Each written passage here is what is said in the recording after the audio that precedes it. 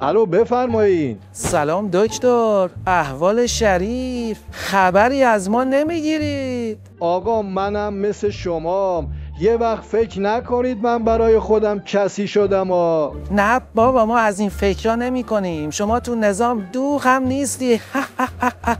میگم دکتر، قراری که گذاشتین یادت نره. کدوم قرار؟ وزارت دیگه، چی واسه ما که نگذاشتی؟ آقا ما قراری با هم نذاشتیم. قراری نذاشتیم؟ مرد حسابی، یادت نیست چطوری دست صبحم افتاده بودی؟ حالا یادت رفت؟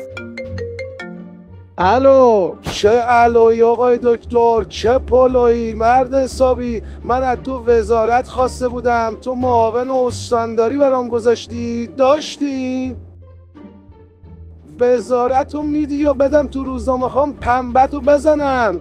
ای بابا عجب گیری کردیم ما. الو زرشکی جان هستی؟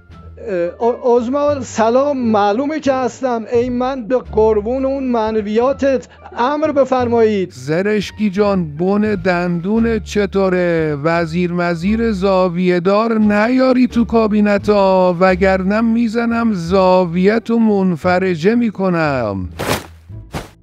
فهمیدی یا نه؟ بله فهمیدم.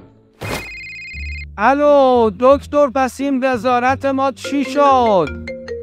دکتر، زیر وزیر بدی زیر و روت میکنم زرشکی قرمز میخوای یا مشکی؟